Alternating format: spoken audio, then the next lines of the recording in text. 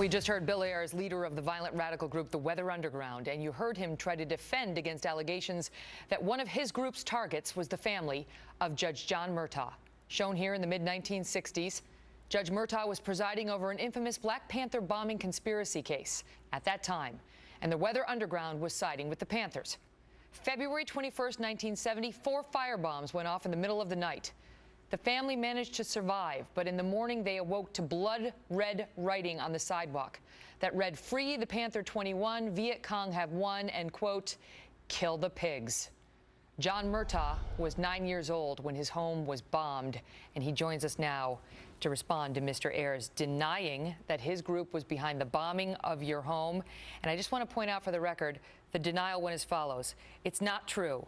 "Well, it's in your book." "Well, that was an autonomous group." "Well, didn't this guy, Terry Robbins, do it?" "Well, I don't know whether he did." "That's not true to my knowledge, even though we were very close." "I don't know who was involved." It was a non-denial denial, John. The facts show the Weather Underground committed that crime. Megan, Bill Ayers tonight sounded a little like some of the IRS officials. Anything bad that happened, it wasn't their fault, that happened in the branch office. Everything that happened here, he didn't necessarily deny it happened, it just wasn't his fault. The fact is that every other person who has written on this, either other members of the Weather Underground or independent journalists like Ron Jacobs, who wrote a book on the Weather Underground, all verify it was the Weather Underground that firebombed my home. It was the Weather Underground that killed Officer McDonald out in San Francisco when shrapnel tore through his neck.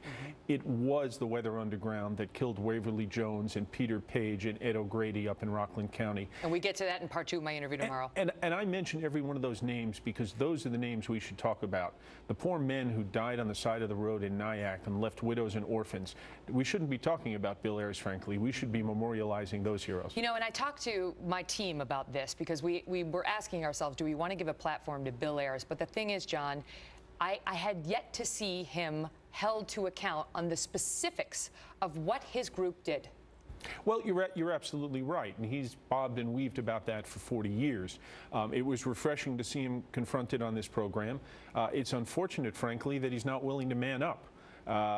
You know what? I'd give the guy more credit if he stood up and said, no, this is what I believed in, and I believe that the way to change this country was to attack the family of Judge Murtagh, to attack a family while their 9-year-old son and their 14-year-old daughter were asleep in their beds. I believe the way to change this country was to gun down 2 innocent police officers on the side of the thruway. And to keep the perspective here, right after they bombed your house, they were preparing the nail bomb in that townhouse that went off. They had already turned to an ideology that favored murder. That one of the bombs they put at your house went underneath the gas tank of a car. The only reason it didn't go off is because of your neighbor. They tried that exactly, and they tried to create basically a car bomb, what we today would call a car bomb. But you're absolutely right. If you read Kathy Wilkerson's book, Flying into the Sun, which was only published in 2007, and she specifically says they were disappointed that they didn't cause more injury when they firebombed my house. Yeah, it's very specific. It's right here, black and white. She says they did it. She says they did it. Not only did they do it, but they were disappointed with the outcome. They didn't do enough. They didn't cause enough injury, so they were stepping it up to you heard him, John, say dynamite and nails. In his explanations, no one got hurt. No one got hurt at your house. Is that true? We could talk about, emotional injury, psychological injury. I want to talk about that because I read a very powerful piece you wrote about the effect that had on you and your family in the year after. Well, sure, and it would have to. Physically, nobody was hurt. Frankly, they did a lousy job. Three bottles of gasoline and rags in front of the house, gasoline and rags, as you said, under the family car, which a neighbor courageously managed to douse before it exploded.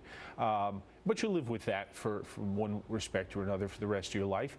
But my family, frankly, did not suffer the way Officer O'Grady's family or Officer Brown's family or Guard Page's family suffered in Rockland County. We didn't suffer like the McDonald family, to know their husband literally was almost ripped in two when shrapnel went through his neck, a crime that has been tied to Bernadine Dorn. And I say again, Bill Ayers, as the old saying goes, he should have the courage of his convictions. If he believes this country is that bad a place, if he believed it then and was so convinced of it that he was willing to attack frankly, a 9-year-old child asleep in his bed, well, then come right out and say that and be a man about it. Don't now bob and weave and say it wasn't me, maybe my friends did that. And he was all over the board. Tomorrow night, I confront him about that Brinks armored car robbery and the murder of those 3 law enforcement officers. John Murtagh, thank you for being here. Thank you. Later this hour, we will talk more about what